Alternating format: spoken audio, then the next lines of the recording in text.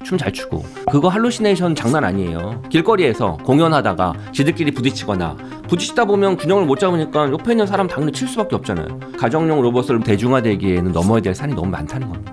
근데 로봇 하면은 어렸을 때부터 애니메이션으로 많이 보고 제조도 잘하는 일본이 잘 못하나요, 일본은? 근데 LLM 그 자체는 경쟁력이 좀 떨어져서 이렇게 치고 못 올라오는 것 같아요. 잘 언어를 알고 잘 보고 듣고 LMM, 잘 액션 행동해야 될 거 아니야 LAM. 근데 이건 가상 공간 속이고 바깥도 알아야 되잖아요. 그게 LWM. 그리고 실제 움직여야 되잖아요 RF. 또 액추에이터는 사실 한국에 있는 기업들도 잘하거든요. 일본이 할 게 그 없네요. 부분에 좀 약한 게 아닌가 싶어요. 지금 당장 로보틱스 어디가 제일 잘하고 있나 눈여겨보고 있는 기업이 있다면 좀 어떤 게 있을까요? 산업용 로봇과 휴머노이드 로봇은 달라요. 산업용 로봇도 그동안 잘해왔고 휴머노이드 로봇 덕분에 이건 휴머노이드 로봇은 도저히 할 수 없는 영역이구나라고 하면 산업용 로봇이 더 잘할 거예요. 그래서 이쪽 부분은 계속 당연히 눈여겨봐야 되는 거고 휴머노이드 로봇은 크게 세 가지로 나눠야 돼요. 첫 번째는 로봇과 RFM을 잘 만드는 기업. 근데 여기서 중요한 건 원바디예요. 원바디. 제 추론인데 로봇만 잘 만들어서는 한계가 너무 명확해요. 같이 잘 만들어야 되거든요. 그래서 로봇과 RFM을 타이트하게 묶어가지고 잘 만드는 기업 어디가 있나. 통째로 하는 기업. 주로 미국의 피겨웨어 같은 경우 테슬라의 옵티머스가 다 그렇게 하고 있죠. 이런 기업. 두 번째 부분은 스킬러닝을 잘하는 기업.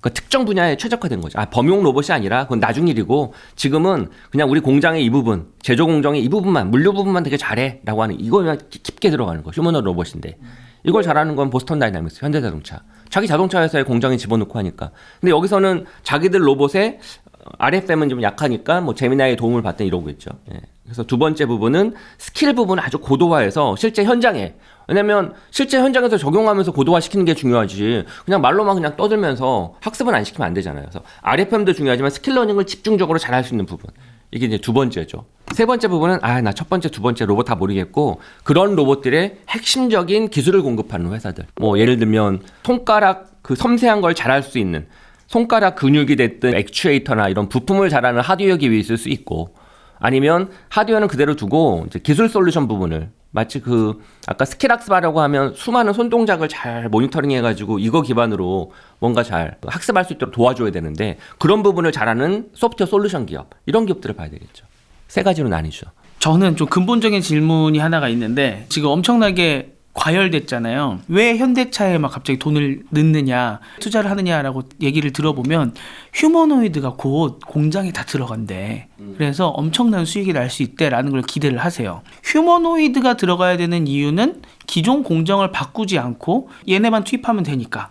근데 돈을 생각해보면 중소기업 같은 경우라고 하면은 휴머노이드를 써서 이익이 되려고 하면은 너무 많으면은 오히려 공정 바꾸는 게 낫잖아요. 큰 기업을 본다고 하더라도 뭐 예를 들어 한 100대로 끝난다고 하면 100대가 유리할 수 있는데 1000대, 2000대 들려보내야 된다고 하면은 뭐 중국의 요새 다크팩토리 이런 데처럼 그냥 공장을 새로 짓는 게 나을 수도 있잖아요. 그리고 또 하나는 휴머노이드는 이쪽 저쪽 일을 잘해야 되는데 지금 보면은 뭐 RFM, LWM 이런 게 완벽하지 않다 보니까 아직 스킬적으로 전부 다 할 수 있는 상황도 아니고, 그러면 굳이 휴머노이드를 쓰는 것보다 뭐 바퀴 달린 애가 들어가서 손이 10개라던가 얘가 더 일을 잘할 수도 있는 거잖아요. 근본적으로 우리가 상상하고 있는 휴머노이드를 만들어서 얘를 이쪽 저쪽 다 쓸 수 있으니까 공장에 들어가서 얘가 다 할 수 있을 거야 라는 기대가 좀 너무 과한 거 아닌가라는 질문을 던지고 싶습니다. 정확해요. 그러니까 휴머노이드 로봇이 주는 환상 때문에 사람을 닮아가지고 사람이 하는 걸 하네 막, 그리고 SF에서 보던 거 이런 것들 때문에 여기저기 다 되는구나 라고 오해를 하면 안 된다라고 제가 오늘 계속 이야기를 했던 거고, 그럼 이제 잘 들여다볼 필요가 있죠. 흔히 말하는 다크 팩토리, 사람이 아예 없는 무인 공장은 일반 중소기업이 만들기 너무 힘들거든요. 엄청난 투자가 들어가야 되기 때문에. 그리고 중소기업들이 만드는 제조 공장의 현실은 솔직히 뒤죽박죽이에요. 공정 자체가 딱 프레임워크가 딱 명확하지가 않다고요. 근데 대기업들은 명확하죠. 그러다 보니 다크 팩토리를 만들기가 뭐 비용 투자가 당연히 염두에 두지만 쉽죠. 근데 그곳은 아예 휴머노이드 로봇을 배제한 채 산업용 로봇으로만 딱 만드는 게 더 적합할 수 있어요. 왜? 공정이 딱 명확하니까. 사실 엄밀히 말하면. 그래서 아까 지적하신 것처럼 진짜 제대로 된 다크 팩토리를 만드는 큰 대기업의 공장은 휴머노이드 로봇이 필요 없을 수 있어요. 산업용 로봇이 훨씬 더 적합하죠. 그래서 아까 제가 산업용 로봇도 봐야 됩니다. 이건 계속 성장하고 있고 이렇게 얘기했던 게 바로 그 부분이고요. 중소기업이나 일반 기업들은 그렇게 공장을 재설비하거나 이런 것 자체가 불가능해. 워낙 하는 일 자체가 되게 복잡하고 정신없이 해야 될 수밖에 없어. 그 공간은 휴머노이드 로봇이 훨씬 맞죠. 다만 휴머노이드 로봇이 아까 했던 것처럼 RFM이 아직 부족한데 스킬러닝은 아예 없는데 이런 한계가 있죠. 그런 한계가 있다 보니 가장 누가 먼저 그걸 할 수 있느냐? 로봇도 만들고 내 공장도 있는 기업. 그러니까 테슬라. 자기 공장 있잖아요. 전기차 만들고. 그러니까 현대자동차. 자기 공장 있잖아요. 자기 공장 내가 적용하면 되는데. 그러다 보니 지금 당장 유리한 곳은 내 공장도 있고 내가 다 알아서 제어 관리 되잖아요. 의사결정만 하면. 로봇도 만들고. 여기가 레퍼런스가 되는 거죠. 내 거 만들어 보니 됐네? 그러면 야 이거 봐봐 되잖아. 딴 데 팔 수 있는 거죠. 그 공장에 로봇이 들어가서 정말 효율화 시킬 수 있어. 근데 공정 프로세스를 다 바꾸는 게 아니야. 기존 걸 그대로 유지한 채. 봐봐. 라고 하는 걸 증명하면 다른 제조 공장에 팔기가 참 쉽죠. 그래서 이제 현대자동차가 주목을 많이 받는 거죠. 그렇게 해석을 하면 될 것 같습니다. AI 서비스 같은 경우도 예전처럼 소프트웨어를 그냥 사다가 끼는 게 아니라 기업 전체를 좀 이렇게 바꿔가면서 우리에 맞게 이 AI의 뭐 LLM이나 이런 거를 뭔가 커스터마이징해서 많이 들어가잖아요. 뭔가 공수가. 그런 식으로 현대차가 적용을 해서 잘 보여줬어요. 그럼 이걸 우리 공장에 갖다 낄 때도 휴머노이드 그냥 5대 사가 아니라 우리 공장에 맞게 또 다시 세팅하고 이게 좀 꽤 걸리겠군요. 그게 스킬러닝이라고요. 그게. 그 스킬을 가르칠 수 있는 게 필요하다는 거예요. 그래서 이제 아무 공장에서나 바로바로 할 수 있는 게 아니라 추가적인 학습을 시켜야 되는 거죠. 그러니까 환상을 좀 버려야 된다는 거예요. 다만 그러면 이제 고민해 볼 건 있죠. 챗GPT가 엄청 뜨고 사람들이 막 열광할 때 뒤에서는 누군가 AI가 저렇게 챗GPT만 있는 게 아니라 클로드도 있고 제미나이도 있고 이러면 누가 진짜 돈을 버는 거지? 클라우드 기업 하이퍼스케일러네. 그 하이퍼스케일러가 만드는 데이터 센터에 들어가는 칩셋이네. 그 칩셋 GPU 뒤에는 처음에는 4개에서 시작해서 8개, 지금 12개가 들어가거든요. 한 GPU에 HBM이 HBM이네. 이런 것처럼 사고를 해야죠. 휴머노 로봇도 어차피 오는 미래거든요. 시기의 문제지. 어쨌든 휴머노이드 로봇이 오면 로봇은 막 뭐 여러 가지 복잡하고 해결될 거 많고 로봇이 잘 팔렸네? 그럼 로봇의 그 아랫단은 뭐지? 이걸 봐야 되는 거죠. 중견기업에 다니는 친구가 있어서 이제 저한테 물어보는 거예요. 대표님께서 마치 AI 처음에 나왔을 때 그 AI 좀 사서 우리 좀 한번 써보지라는 것과 똑같은 맥락으로 그 휴머노이드 로봇 지금 현대차가 한다는데 그 우리도 좀 빨리 알아봐라고 해서 로봇 박람회를 간다고 하더라고요. 네, 근데 AI 거 사서 한번 껴다 써보지라고 하는 마인드로는 로봇은 더 안 되겠네요. 이거는. 근데 그런 건 필요하죠. 그걸 RX라고 하거든요. 로봇 트랜스포메이션. RX는 그런 로봇을 가져와서 우리 공장에 어떻게 적용을 해볼 수 있을까를 고민하는 거라 나쁘지 않고 좋고 해봐야죠. 해봐야 알 거 아니에요. 근데 여기서 중요한 건 휴머노이드 로봇에 너무 함몰될 필요가 전혀 없다는 거예요. RX의 그 R이 그냥 휴머노이드 로봇을 말하는 게 아니라 산업용 로봇도 포함되고 우리 말하는 피지컬 AI예요. 피지컬 AI의 핵심은 제조 AI거든요. 물리 AI고 그 물리 AI는 꼭 휴머노이드 로봇이 들어와서 우리 공장을 바꾸는 게 아니에요. 두 번째, 산업용 로봇, 자동화 로봇을 집어넣는 거고 로보틱스. 세 번째도 있죠.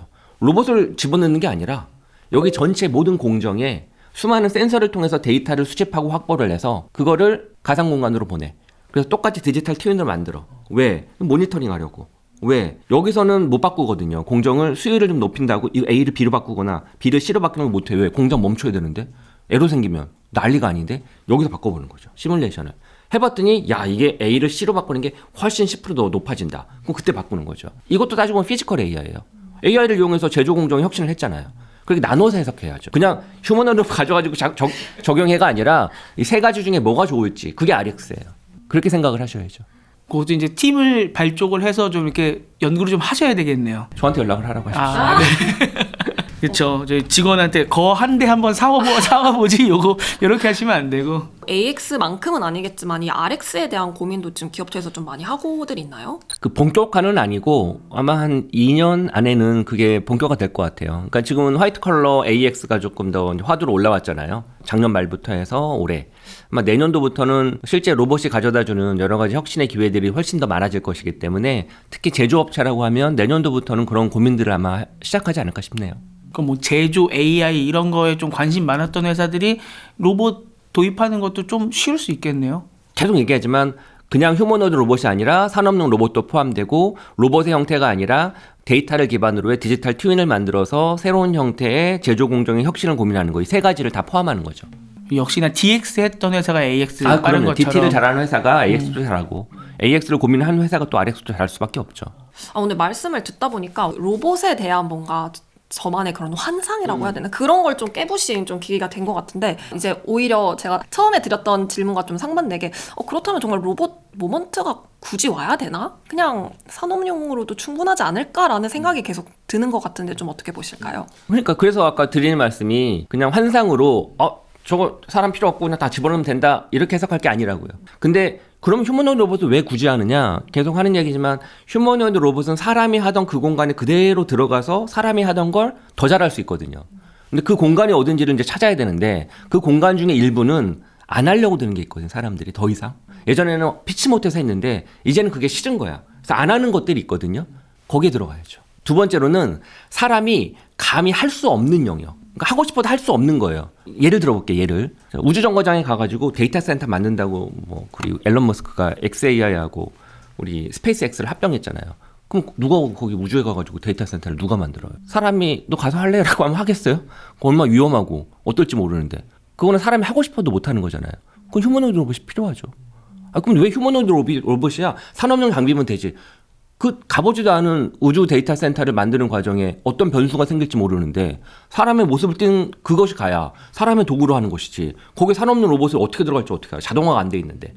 그런 공간은 필요하죠. 사람이 안 하려는 영역은 좀 예시로 어떤 게 있을까요? 그러니까 뭐 우리나라 같은 경우는 지금 한국인이 안 하는 거는 사실 외국인 노동자가 좀 들어오기도 그렇죠, 하고 맞아요. 예전에는 당연히 했지만 더럽고 다치고 되게 안전에 위험이 되는 거, 생명에 위협한 거 예전에는 했잖아요. 돈 많이 주면 무조건. 용광로 가끔 뭐 종종 그런 거 사고 같고 나는데 맞아요. 아니면 이렇게 가스가 많은 곳에 들어가가지고 작업을 하는 거 예전에는 피치 못해서 했거든요. 그런 건 로봇이 들어가면 되죠. 저도 아까 길거리에서 일주일에 한 번씩 볼 모먼트가 어떤 거냐고 말씀해 주셨을 때 계속 생각하다 보니까 음식물 쓰레기 막 모아서 버리거나 이런 것들 사람들이 제일 하기 싫어하잖아요. 좀 큰 레스토랑이나 건물 하나에 한 2대 정도 놓고서 모든 음식물 쓰레기 모아서 버리고 재활용하는 거는 얘한테 맡기세요라고 하면은 얘가 다 왔다 갔다 하면서 다 하고 그런 정도는 경제성이 있을 수 있겠다라는 생각은 들더라고요. 네, 그런 게 있을 수도 있죠. 네, 맞아요. 사람이 안 하려는 영역이라고는 말하지만 실제로 정말 로봇이 그 영역을 조금 대체하기 시작하면 이거 나 사실 뭔가 임금도 벌어야 되고 내가 해야 되는 일인데 로봇이 막 대체를 안 해? 하고 오히려 조금 반감을 가질 수도 있지 않을까라는 그런 상상도 좀 모든 기술은 모든 기존에 있었던 내 것이나 혹은 기존에 있었던 사람들이 하던 일에 반감을 가져왔었죠. 당연히. 사실은 꼭 이런 블루 컬러 말고도 화이트 컬러 사무직 우리가 하고 있는 AI와 관련된 수많은 대체되는 업무 중에서도 누군가는 눈물을 흘리고 있죠. 사실은 엄밀히 말하면. 근데 이제 두 가지 포인트가 있을 것 같아요. 첫 번째는 그걸 사회적으로 혹은 기업 내에서 어떻게 다른 대안을 찾아줄까를 같이 공동으로 고민해야 되는 것들도 있고, 두 번째로는 개인이 할 수 있는 건 그러면 그런 변화되는 시기에 나는 어떻게 내 커리어를 가져가고 저런 새로운 시장에 있어서 내가 새로 도전할 게 무엇인가를 찾아봐야죠. 사실은 두 가지가 다 있죠. 사실 지금 산업용은 아까 기존의 완전 공정 같은 거를 혁신하거나 아니면은 그냥 산업용 로봇이 들어가거나 휴머노이드가 들어가거나 이제 세 가지 갈래로 갈 것 같은 게 이제 오늘 학습이 됐는데, 가정용 같은 경우는 지금 시간이 더 오래 남은 상태잖아요. 그러면 가정용은 지금 준비되고 있는 회사들이나 기술 발전 속도를 봤을 때 휴머노이드가 완벽히 들어오기 전에 중간 단계에서 들어갈 수 있는 것들이 있을까요? 로봇팔이 들어간다거나? 로봇팔이나 이런 형태는 완전히, 왜냐면 가정마다 너무 상황이 달라가지고 그런 형태로 들어가긴 힘들고, 그냥 마치 소니 아이보처럼 애완경 로봇처럼 그렇게 그냥 장난하고 같이 말벗하고 재밌으니까 막 엄청난 기계적 장치가 있어가지고 그런 게 하는 게 아니라 막 청소를 하고 이런 건 좀 거의 불가능이니까 지금 단계로는 가볍게 대화 나눌 수 있는 어떤 재미 용도, 그런 용도로 하는 건 들어가 볼 수 있죠. 그 대신 이제 스펙을 많이 낮춰야죠. 근데 그걸 과연 어떤 기업이 어떻게 할 수 있을까 싶은 마음은 드네요. 더 어렵네요. 좀 상상도 더 어렵고 위험할 수 있으니까. 그것 때문에 그래요. 중국 그 로봇들 있잖아요. 막 춤 잘 추고 그거 발생하는 할루시네이션을 혹시 보셨어요? 그거 할루시네이션 장난 아니에요. 막 사람 치거나 걷다가 막 비틀비틀 거리고 옆에 있는 사람 어쩔 수 없이 그거 다 진짜예요? 진짜입니다. 저는 그거 조작인 줄 알았어요. 길거리에서 공연하다가 지들끼리 부딪히다 보면 균형을 못 잡으니까 옆에 있는 사람 당연히 칠 수밖에 없잖아요. 정해진 규칙대로 하다가 뭔가 변수가 생기면 에러가 생기잖아요. 너무 당연한 거거든요. 발생할 수 있는 문제가 심각한 거죠. 미국에서도 가정용 로봇을 연내 2026년 이내에 이렇게 공급하겠다 이렇게 선언한 기업들이 많이 있어요. 근데 그게 보편화되고 대중화되기에는 넘어야 될 산이 너무 많다는 겁니다. 조금 더 작게 기대해야 될 수도 있겠네요. 지금도 뭐 로봇 청소기에 팔을 달아서 개는 것까지 하고 뭐 이렇게 하잖아요. 뭐 예를 들어 로봇 청소기 강하게 만들어서 빨래 끝나고 나서 얘한테 올리면은 얘가 빨래를 안방까지 갖다 주고 팔 하나 달려 있어서 개는 것까지 하다가 얘에서 조금 더 올라가다 뭐 이런 식으로 좀 작게 좀 상상해야 될 필요가 있겠네요. 이건 공상에 가깝고요. 바퀴가 달린 거는 한계가 많죠. 너무 낮기 때문에 팔의 어떤 위치나 이런 걸 봐서 그건 좀 너무 많이 가신 거고. 와, 쉽지가 않네요, 예. 이게. 가정용 로봇으로는 육아용 로봇이 정말 수요가 높지 않을까라는 생각이 들었어요. 더 힘들죠, 그거는. 근데 네 더 말씀하신 힘들죠. 것처럼 이제 네, 더 훨씬. 하다못해 피부에 기스만 나도, 스크래치만 나도 난리가 날 텐데. 네, 그러니까 우리가 너무 이제 공상 과학도 많이 보고 또 로봇 관련해 가지고 춤추고 막 권투하고 이런 걸 보다 보니까 머릿속에 너무 바이어스가 심해서 그런 것 같습니다. 그럼 일단 산업용 로봇이 자리 잡는 걸 보면서 가정용은 좀 생각을 해야 되겠네요. 네. 먼저 산업용에서 버티컬 스킬 러닝을 좀 하면서 거기서 그 다음이 넥스트가 이제 가정까지도 확산되겠죠. 그러니까 큰 공장 먼저 들어가고 그다음에 공장들 뭐 중소기업까지 들어가고 나서 좀 주위에 뭐 그 건물에 있는 식당이라던가 이런 데 좀 들어가고 나서 그 다음에 이제 집을 좀 생각해 볼 수 있겠네요. 마지막으로 여쭙고 싶은데 뭐 우리나라 경우에도 뭐 현대차의 보스턴 다이내믹스라든지 뭐 레인보우 로보틱스라든지 그런 기업들이 있잖아요. 근데 각자 영역도 워낙 다르고 또 바로 비교 선상에 놓는 게 조금 힘들긴 하겠지만 세계적인 수준과 비교를 해봤을 때 좀 어느 정도까지라고 보시는지 좀. 꽤 높죠. 중국 로봇이 상당히 퍼포먼스를 잘하고 있어가지고 그리고 또 발전 속도도 빠르고 그리고 실제 공장 내에서도 속속 들어가고 있어서 뭐 뛰어나다고 생각은 하지만 로봇 자체가 뇌가 똑똑하고 스킬 러닝 이런 것도 중요하지만 사실은 내구성도 되게 중요하거든요.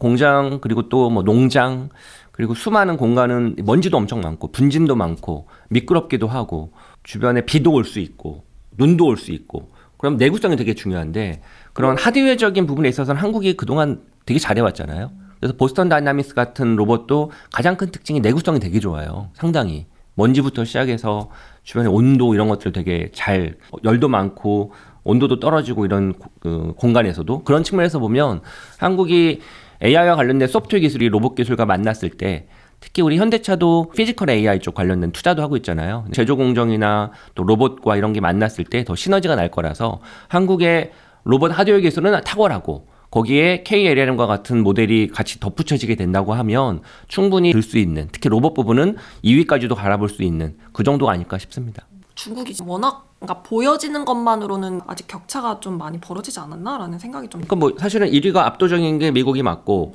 2위가 중국이 여기가 아니라 이만큼 따라온 게 맞고 3위, 4위, 5위는 예전에 이 아래였었는데 그중에 부각을 나타내면서 3위인 한국이 이만큼 올라와서 아랫부분하고는 격차를 벌렸고 하지만 중국과는 격차가 있는 게 맞고 일반 파운데이션 모델은 근데 로봇은 우리 아까 얘기했던 하드웨어나 우리 공장에 쓸 수 있는 기회가 되게 많고 또 정부에서도 그 부분을 집중 투자를 하고 있어서 약간 이 위에 있지 않나 싶다는 거죠. 근데 로봇 하면은 어렸을 때부터 애니메이션으로 많이 보고 또 제주도 잘하는 일본이 일본이 왜 잘 못하나요, 일본은? 그러니까 일본은 그런 로봇과 관련된 부분에 있어서는 투자나 이런 움직임들이 좀 덜한 것 같아요. 근데 왜냐하면 또 AI 모델 자체 RFM이 사실 그 이전이 LLM이거든요. LLM, LMM, LAM, 그다음 LWM, 그다음 RFM이거든요. 근데 LLM 그 자체에 대한 경쟁력이 좀 떨어져서 이렇게 치고 못 올라오는 것 같아요. 그걸 다 밟아가야 되는 거군요. 네. 잘 언어를 알고 그래야지 로봇이 이해를 할 거 아니에요. 잘 보고 듣고 LMM, 잘 액션 행동해야 될 거 아니에요. LAM. 근데 이건 가상 공간 속이고 바깥도 알아야 되잖아요. 그게 LWM. 그리고 실제 움직여야 되잖아요. RFM. 일본 같은 경우는 어느 순간부터는 완성품에서는 한국, 중국보다 좀 없는 느낌이 드는데 부품이나 이런 데서는 또 강자잖아요. 그렇죠. 그럼 예를 들어 뭐 배터리라던가 뭐 액추에이터라던가 뭐 이런 거에서 또 뭐 부분을 담당할 수도 있겠네요. 근데 배터리는 중국이 너무 잘하고 물론 또 한국도 중국과 좀 다른 결로 또 기술을 가지고 있긴 한데 그것도 있고 또 액추에이터는 사실 또 한국에 있는 기업들도 잘하거든요. LG전자도 액추에이터 관련 기술이 뛰어나고 그러다 보니 사실 일본이 할 게 없네요. 그 부분에 좀 약한 게 아닌가 싶어요. 이렇게 우리나라가 그 완성 로봇뿐만 아니라 부품들도 강하군요. 네, 맞아요. 현대자동차도 마찬가지고 LG전자도 지난 CES에서 클로이드라고 불리는 가사 로봇 선보였는데 그건 휴머노이드 로봇은 아니거든요. 바퀴가 달렸거든요. 그리고 로봇 자체의 성능보다 그 로봇을 이루는 수많은 부품들, 솔루션들, 배터리들 이런 것들을 좀 강화해서 사실은 다른 로봇 회사에 그런 부품을 판매하고자 하는 목적이 크죠. 그 로봇을 앞으로 막 실제 막 공급하고 보급하고 이거에 초점 맞춘 게 아니라 봐라 이런 로봇에 우리의 부품이 들어간다. 우리의 솔루션이다. 이걸 강조한 거죠. 엑사온이 들어가고 LG 솔루션에 에너지 솔루션에 있는 배터리가 들어가고 이런 식으로. 그러니까 스마트폰 때도 갤럭시가 세계를 주름 잡았지만 또 아이폰 쪽에서도 뭐 LG의 디스플레이가 들어가고 이런 걸로 또 많이 한국이 재미를 봤잖아요. 로봇도 이제 그쪽을 많이 계속 보셔야 되겠네요. 많은 분들께서. 그렇죠. 그래야죠. 그러니까 로봇 전체에서 로봇에만 치우칠 게 아니라 이제 그 아래에 있는 빙산의 아랫부분들 뭐가 이 빙산의 윗부분을 만들어내는지 그걸 볼 필요가 있죠. 네, 오늘 김지연 테크라이터님을 모시고 이 로봇 모먼트를 앞두고 저희가 좀 잘 못 살펴보고 있는 뭐 환상과 팩트를 좀 하나하나 뜯어보는 시간을 가졌습니다. 다음에 또 좋은 기회 있으면 모시도록 하겠습니다. 감사합니다. 감사합니다. 미래를 먼저 보다 티타임즈.